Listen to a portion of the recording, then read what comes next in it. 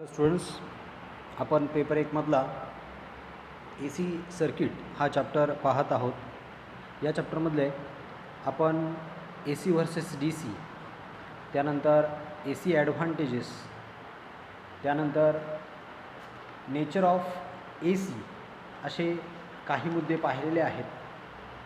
त्याच्यामधला जो nature of A C जो टॉपिक आहे तो टॉपिक अजून आपला थोडासा पाहायचं बाकी आहे। त्याच्यामधले 2 पॉईंट्स आपल्याला राहिलेले आहेत, R M S value of A C आणि रिप्रेझेंटेशन ऑफ साईन वेव्ह। तर हे 2 पॉईंट्स आपल्याला आता कंप्लीट करायचे आहेत। तर बघा, नेचर ऑफ ए सी या टॉपिकमध्ये आपण R M S value of A C हा टॉपिक पाहणार आहोत। तर सगळ्यात अगोदर आर एम एस म्हणजे काय, तर आर एम एस म्हणजे काय, तर त्याचा फुल फॉर्म जो आहे आर एम एस म्हणजे रूट मीन स्क्वेअर। याचा जो काही फुल फॉर्म आहे तो रूट मीन स्क्वेअर आहे, त्याला आर एम एस शॉर्टमध्ये म्हटलं जातं, R M S value of A C. आता बेसिक जर गोष्ट आपण पाहिली तर बेसिक गोष्टीमध्ये बघा, ज्यावेळेस आपण एखादी साईन वेव्ह घेतो, अशा पद्धतीची साईन वेव्ह घेतो, त्यावेळेस आपण त्याचं व्होल्टेज मेजर करताना बघा, मगाशी आपण पाहिलं तसं पीक व्होल्टेज आपण पाहिलेलं होतं। मग ह्या जे काही आपला ए सी वेव्ह फॉर्म आहे किंवा एखादा ए सी सिग्नल असतो, त्या ए सी सिग्नलचं व्होल्टेज म्हणजे काय, तर जर पीक व्होल्टेज जर 5 व्होल्ट असेल, पीक व्होल्टेज म्हणजे व्ही पी जर 5 व्होल्ट असेल, म्हणजे याचा अर्थ असा का की त्या साईन वेव्हचं व्होल्टेज 5 व्होल्ट आहे का, किंवा जर पीक जर 5 व्होल्टेज असेल, जर व्ही पी जर 5 व्होल्टेज असेल, म्हणजे पीक व्होल्टेज जर 5 व्होल्ट असेल, तर व्ही पी पी म्हणजे काय, पीक टू पीक व्होल्टेज तो काय असतो, त्याचा फॉर्म्युला काय असतो, 2 व्ही पी। म्हणजेच तो काय 10 व्होल्ट आहे का, जो काय आपला ही जी काही साईन वेव्ह दिलेली आहे, तर ह्या साईन वेव्हचं जे काय ए सी व्होल्टेज जे आहे, तर ते ए सी व्होल्टेज किती आहे, तर ते 5 व्होल्ट आहे का की 10 व्होल्ट आहे, तर यापैकी नाही, यापैकी दोनही नाही। तर ए सी व्होल्टेज हे वेगळं असतं। हे जे असतं, हे जे दिलेलं आहे 5 व्होल्ट किंवा पीक टू पीक व्होल्टेज म्हणजे काय, हे पीक व्होल्टेज झालं, बरोबर। पीक व्होल्टेज म्हणजे त्या वेव्हफॉर्मपैकी त्यातला पीक व्होल्टेज म्हणजे मॅक्झिमम व्होल्टेज, आणि पीक टू पीक म्हणजे काय, तर निगेटिव्ह पीकपासून तर पॉझिटिव्ह पीकपर्यंतचं जे व्होल्टेज त्याला आपण पीक टू पीक व्होल्टेज म्हणतो। म्हणजे याला ए सी व्होल्टेज असं म्हणायचं नाही। म्हणजे या ठिकाणी 5 व्होल्टलासुद्धा आपण ए सी व्होल्टेज म्हणू शकत नाही, किंवा 10 व्होल्टलासुद्धा आपण ए सी व्होल्टेज असं म्हणू शकत नाही। मग ए सी व्होल्टेज म्हणजे काय, तर ए सी व्होल्टेज कशामध्ये मोजतात, तर ते आधी समजून घ्या।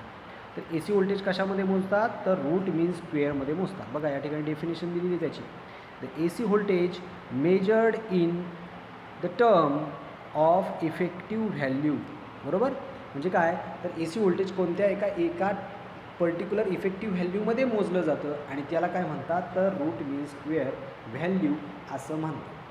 आले लक्षात। म्हणजे आपण ए सी व्होल्टेज कशामध्ये मोजतो, तर थोडक्यामध्ये कशामध्ये मोजतो, तर आर एम एस व्हॅल्यूमध्ये मोजतो।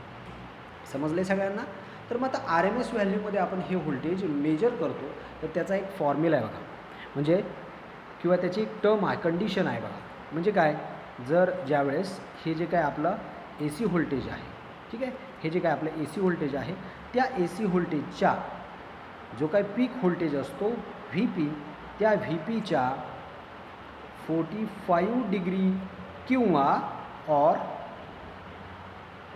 त्याच्या 70.7% इतकं व्होल्टेज म्हणजे काय, काय सांगितलं बघा, पीक व्होल्टेजच्या व्ही पीच्या 45 डिग्री और 70.7%चं जे व्होल्टेज असेल त्याला काय म्हणतात, तर R M S value of A C असं म्हणतात। समजलं आहे, नसेल समजलं आपण ते एक एक्झाम्पल घेऊया, ठीक आहे। आता फॉर एक्झाम्पल एखादं पीक व्होल्टेज, कोणतंही एक्झाम्पल घ्या, जर एखादं पीक व्होल्टेज दिलेलं असेल आणि ते किती असेल, तर 325 असेल, एक आपण एक्झाम्पल पकडून चालूया, ठीक आहे। एखादं पीक व्होल्टेज दिलेलं असेल तर ते किती आहे, तर 325 व्होल्ट आहे, ठीक आहे। तर 25 व्होल्ट जर 325 व्होल्ट जर दिलेलं असेल, तर त्याचा आपल्याला जर व्ही आर एम एस जर काढायचा असेल, व्ही आर एम एस, तर व्ही आर एम एसचा फॉर्म्युला आपल्या सगळ्यांना माहिती आहे, VRMS आणि VPचा इन टर्म्स ऑफ VPमध्ये फॉर्म्युला. तर काय आहे तो VRMS is equal to VP into 0.707. कारण का VPच्या RMS व्हॅल्यू किती आहे तर 70.7%, म्हणून त्याला हे गुणाकारने केलेलं आहे. तेवढे पर्सेंट आपण इथे कॅल्क्युलेट केलेले आहेत, म्हणून तो फॉर्म्युला त्या ठिकाणी तयार झालेला आहे. मग आपण ही जी काही VPची व्हॅल्यू आहे ती किती आहे तर 325 गुणिले 0.707 याने जर गुणाकार केला तर आपल्याला हे जे व्होल्टेज भेटेल ते भेटेल 230 व्होल्ट इतकं भेटेल आपल्याला VRMS व्हॅल्यू. समजलं आहे? म्हणजे जो काय आपला साईन वेव्ह होती, ही जी काही साईन वेव्ह होती तर ह्या साईन वेव्हचा पीक व्होल्टेज किती होतं तर 325 व्होल्ट होतं. तर त्या 325 पैकी 45 डिग्री किंवा 45 डिग्री किती झालं, या 325चं 45 डिग्री किती होईल तर 230 होईल, किंवा त्या 325च्या 70.7% इतकं जे काय व्होल्टेज असेल त्याला म्हटलं जातं VRMS व्हॅल्यू. आता तुम्हाला VRMS व्हॅल्यू समजली असेल. म्हणजे पीक व्होल्टेज वेगळं असतं आणि RMS म्हणजेच काय AC व्होल्टेज वेगळं असतं. समजलं आहे? आणि ते किती असतं तर पीक व्होल्टेजच्या 70.7%. 45 डिग्री जरी विसरला तरी चालेल, पण मात्र याला विसरायचं नाही 70.7%. कारण का तुम्हाला या ठिकाणी फॉर्म्युला लक्षात ठेवायचा आहे. हा जो फॉर्म्युला आहे ना VRMS is equal to VP into 0.707. ठीक आहे, तर हा फॉर्म्युला तुम्हाला लक्षात ठेवायचा आहे. याच्यावरून तुमच्या लक्षात येईल की 70.7% इतकं VPच्या इतकं काय असतं VRMS व्हॅल्यू आपली असते. समजलं आहे सगळ्यांना? तर या पद्धतीचं एक एक्झाम्पल येऊ शकतं. तुम्हाला VP दिलं जाईल किंवा VRMS दिला जाईल, यापैकी काही दिलं जाईल आणि त्या सांगितलं जाईल VP कॅल्क्युलेट करा किंवा VRMS कॅल्क्युलेट करा. त्यासाठी तुम्हाला हा फॉर्म्युला गरजेचा आहे. VRMS is equal to VP into 0.707. हाच फॉर्म्युला आपण रेक्टिफायर या टॉपिकमध्ये शिकलो होतो. त्या ठिकाणी आपण VP कॅल्क्युलेट केला होता आणि VP काय होता तर VRMS डिवायडेड बाय 0.707. हा फॉर्म्युला आपण रेक्टिफायर या टॉपिकमध्ये पाहिला होता पेपर 2मध्ये. हा पेपर 2मध्ये आपण फॉर्म्युला पाहिला होता, हा आपण पेपर 1मध्ये फॉर्म्युला पाहिला.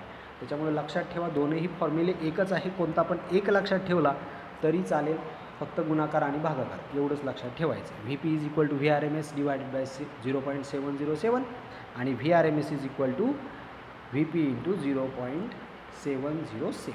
ठीक आहे, याच्यावर एक प्रॉब्लेम बऱ्याच वेळा परीक्षेला विचारला जाऊ शकतो. समजले सगळ्यांना? ठीक आहे. आता नेक्स्ट जो टॉपिक आहे त्या नेक्स्ट टॉपिकचं नाव आहे representation of sine wave. RMS value तुम्हाला समजली असेल. आता नेक्स्ट टॉपिक जो आहे तो रिप्रेझेंटेशन ऑफ साईन व्हेव. आता ह्या रिप्रेझेंटेशनमध्ये आपल्याला in phase out of phase ह्या टर्म्स शिकायच्या. पण त्या अगोदर आपण याला साईन व्हेवच का म्हणायचं, एखादा AC सिग्नल असेल तर तो AC सिग्नल हा साईन वेव्हमध्येच का दर्शवतात, तर हा प्रश्न बऱ्याच जणांना पडला असेल. ठीक आहे, बघा आपण प्रत्येक वेळेस AC सिग्नल म्हटलं, अल्टरनेटिंग करंट म्हटलं की आपण काय करतो, बऱ्याच वेळा काय करतो साईन व्हेव दर्शवतो किंवा साईन व्हेव काढतो. मग ही साईन व्हेव का काढायची, तर बघा ज्यावेळेस आपण एखादा अल्टरनेटिंग करंट घेतो किंवा अल्टरनेटिंग सिग्नल घेतो, AC सिग्नल घेतो, तर त्यावेळेस त्याच्या झिरोला बघा 0 डिग्रीला या ठिकाणी 0 डिग्री आहे, या ठिकाणी मी अगोदर नोट डाऊन करतो, या ठिकाणी 90 डिग्री आहे, या ठिकाणी 180 डिग्री आहे, या ठिकाणी 270 डिग्री आहे, हे तुम्हाला माहिती आहे. आणि या ठिकाणी 360 कंप्लीट होतं, म्हणजे एक सायकल कंप्लीट होते. बरोबर, इथे हाफ सायकल कंप्लीट झाली 180ला आणि फुल सायकल कुठे कंप्लीट झाली 360 डिग्रीला कंप्लीट झाली. बरोबर, तर या ठिकाणी तुम्हाला एक गोष्ट लक्षात येईल की 90 डिग्रीला तुम्हाला एकदम पीक व्होल्टेज भेटतं आहे, VP भेटतं आहे प्लस VP. इथे काय भेटतं आहे मायनस VP, मी वेगळ्या पेननी दर्शवतो ग्रीन पेन. या ठिकाणी तुम्हाला काय भेटतं आहे प्लस VP, या ठिकाणी काय भेटतं आहे तुम्हाला मायनस VP. बघा 360 180 आणि 0 याला काय भेटतं आहे तुम्हाला 0 0 0. आता हेच जर साईन फंक्शनमध्ये बघितलं आपण, बघा मी या ठिकाणी ते नोट डाऊन करतो. 0ला काय भेटतं आहे तुम्हाला 0 डिग्रीला 0 भेटतं आहे. त्यानंतर 90 डिग्रीला काय भेटतं आहे तर प्लस VP भेटतं आहे, म्हणजे मॅक्झिमम व्होल्टेज भेटतं आहे. बरोबर, त्यानंतर 180ला काय भेटतं आहे तर 0 भेटतो आहे. त्यानंतर 270ला काय भेटतो आहे तर मॅक्झिमम मायनस भेटतो आहे, ठीक आहे. मॅक्झिमम मायनस व्ही पी भेटतो आहे. आणि शेवटला जो 360 आहे 360 डिग्री, तर ह्या 360 डिग्रीला काय भेटतं आहे, तर 360 डिग्रीला भेटतं आहे तुमचा 0. आता याला जर तुम्ही कम्पेअर केलं विथ साईन फंक्शन, तर हा साईन फंक्शनसारखा वर्क करतो बघा. या ठिकाणी 0ला 0, 90ला हायर व्होल्टेज, 180ला 0, 270ला हायर बट मायनस, आणि 360ला 0. याला जर तुम्ही कम्पेअर केलं साईन फंक्शनबरोबर, तर हे जवळजवळ साईन फंक्शनसारखं दिसतं. आणि म्हणून याला आपण जे अल्टरनेटिंग करंट किंवा ए सी साईन किंवा ए सी वेव्ह दाखवतो, तर ती ए सी वेव्ह कशासारखी काढतो आपण, तर साईन वेव्हसारखी काढतो. आले लक्षात. म्हणून आपण ती नेहमी ए सी अल्टरनेटिंग करंट म्हटलं की आपण नेहमी काय करतो, तर अशा पद्धतीची साईन वेव्ह काढून टाकतो. आले लक्षात. तर ती का काढायची असते, तर ह्याच्या जे काही पीक पॉईंट किंवा मायनस पीक पॉईंट किंवा झिरो ज्या काही कंडिशन्स आहेत किंवा ते जे काही टर्म्स आहेत, त्या ज्या टर्म्स आहेत त्या कोणासारख्या आहेत, तर साईन फंक्शनसारख्या आहेत. म्हणून आपण जी वेव्हफॉर्म काढतो ती वेव्हफॉर्म अल्टरनेटिंग करंटची वेव्हफॉर्म ही साईन वेव्हसारखी आहे. आणि म्हणून याचं जे काही इक्वेशन असणार आहे ते सुद्धा कोणासारखं असणार आहे, तर साईन वेव्ह इक्वेशनसारखं असणार आहे. तर या ठिकाणी बघा आपण म्हटलेले E is equal to A sine omega T, हे आपलं साईन वेव्हचं इक्वेशन आहे. E is equal to A sine omega T. तर यामध्ये जर आपण थोडंसं चेंजेस केले, तर या ठिकाणी ओमेगा इज इक्वल टू अजून एक व्हॅल्यू असते 2π/ft. ही जर आपण या ठिकाणी पुट केली तर तुम्हाला इक्वेशन भेटेल ई इज इक्वल टू ए म्हणजे ॲम्प्लिट्यूड आहे या ठिकाणी, ए इंटू साईन 2π/ft. काय केले आपण या ठिकाणी, 2πf आहे इथे, टी नाही आहे. ओमेगाची व्हॅल्यू काय आहे, तर 2πf आहे, ठीक आहे. ओमेगाची जी व्हॅल्यू आहे ती 2πf आहे. ती जर आपण या ठिकाणी पुट केली, आपलं जो काही वरचं इक्वेशन आहे साईन इक्वेशन, तर त्या साईन इक्वेशनमध्ये आपण जर पुट केली तर आपल्याला काय व्हॅल्यू भेटते, E is equal to A sine 2πft. बरोबर. तर ह्यापैकी कोणतंही एक एक्झाम्पल किंवा कोणतंही इक्वेशन लक्षात ठेवायचे तुम्हाला, याच्यावर एक प्रॉब्लेम विचारला जाऊ शकतो, ठीक आहे. तर प्रॉब्लेम कोणत्या प्रकारचा असू शकतो, तर बघा प्रॉब्लेम असा असू शकतो की तुम्हाला एखादे ए सी व्होल्टेज दिलं जाईल, ए सी व्होल्टेज, आणि ते पुढील प्रमाणे असेल. कसं असेल बघा, तर E is equal to 100 sine 628t, ठीक आहे. याला काय करायचं आहे तुम्हाला, हे जे इक्वेशन दिलेलं आहे आणि तुम्हाला म्हटलं जाईल की याची फ्रिक्वेन्सी कॅल्क्युलेट करा, ठीक आहे. असं म्हटलं जाईल याची फ्रिक्वेन्सी कॅल्क्युलेट करा किंवा ॲम्प्लिट्यूड कॅल्क्युलेट करा. तुम्हाला दिलं जाईल ए सी व्होल्टेज दिलं जाईल आणि ते आता असं पुढील प्रमाणे इक्वेशन दिलं जाईल, E is equal to 100 sine 628t, आणि म्हटलं जाईल फाइंड फ्रिक्वेन्सी, म्हणजे एफ फाइंड करा आणि ॲम्प्लिट्यूड फाइंड करा, म्हणजे काय ए फाइंड करा, ठीक आहे. मग आपण काय करूयात, ह्या अबोव जे इक्वेशन दिलेलं आहे त्याला काय करूया, आपल्या इक्वेशनबरोबर कम्पेअर करूयात. मी ते इक्वेशन खाली लिहून घेतो, E is equal to 100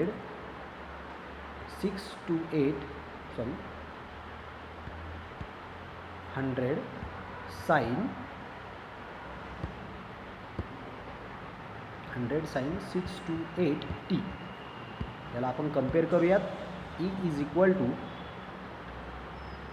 A sine omega T, ठीक आहे. या इक्वेशनबरोबर आपण त्याला कम्पेअर केलं तर तुमच्या एक बेसिक गोष्ट लक्षात येईल की या ठिकाणी ए म्हणजे काय आहे, तर 100 आहे, आणि ओमेगा म्हणजे काय आहे, तर 6 to 8 आहे. मग आपण असं म्हणूयात की here amplitude is equal to किती होईल, 100. ॲम्प्लिट्यूड कशात मोजतात, तर व्होल्टमध्ये मोजतात, म्हणून 100 व्होल्ट. हे तुम्हाला पहिलं उत्तर भेटलेलं आहे. आणि दुसरं omega is equal to 6 to 8, बरोबर. आता omega is equal to 6 to 8 आहे, तर 2πf आपण ओमेगा म्हणजे काय घेतो, तर 2πf घेतो, तर 6 to 8, बरोबर. तर या ठिकाणी आपल्याला काय कॅल्क्युलेट करायचं, तर फ्रिक्वेन्सी कॅल्क्युलेट करायची, म्हणून एफ इज इक्वल टू काय होईल, 6 to 8 डिवायडेड बाय 2π. हा जो 2π इकडं गुणिले आहे तो इकडे काय होईल, मल्टिप्लिकेशनला आहे तो इकडे काय होईल, डिव्हायडेड बाय, बरोबर. म्हणून F is equal to 628 divided by 2π. याचं जे काय ॲन्सर आहे ते काय येईल, फ्रिक्वेन्सी इज इक्वल टू काय ॲन्सर येईल तर 100 हर्ट्स. कारण पायची व्हॅल्यू असते 3.14, 3.14 गुणिले 2 6.28, 6 आणि 628ला 6.28ने जर भागाकार दिला तर तुमचं जे काय ॲन्सर येणार आहे ते किती येणार आहे, 100 हर्ट्स इतकं त्याचं उत्तर येणार आहे. म्हणजे तुम्ही फ्रिक्वेन्सी पण कॅल्क्युलेट केली आणि ॲम्प्लिट्यूडसुद्धा कॅल्क्युलेट केलेलं आहे. तर अशा प्रकारचं एक एक्झाम्पल परीक्षेला तुम्हाला येऊ शकतं. समजलं आहे सगळ्यांना. तर रिप्रेझेंटेशन ऑफ साईन व्हेव या टॉपिकमध्ये आपण हा टॉपिक शिकलो की साईन व्हेवच आपण का काढतो ए सी सिग्नलसाठी, आणि दुसरी गोष्ट की साईन व्हेवचं किंवा ए सी वेवचं इक्वेशन काय असतं आणि त्याचं जे काही एक्झाम्पल आहे ते परीक्षेसाठी महत्त्वाचं आहे. हे जे काही एक्झाम्पल आहे त्याला IMP करून ठेवा. हे बऱ्याच वेळा परीक्षेला विचारलं जातं. ठीक आहे. या ठिकाणी आपण थांबूयात. नेक्स्ट लेक्चरला आपण फेज अँगल हा जो टॉपिक आहे, रिप्रेझेंटेशन ऑफ साईन व्हेवमधलाच एक टॉपिक आहे फेज अँगल. त्याच्यामध्ये in phase waveform, in phase waveform, out of phase कशा असतात ते आपल्याला समजून घ्यायचं आहे. समजलं आहे. तर या ठिकाणी आपण आता थांबूया.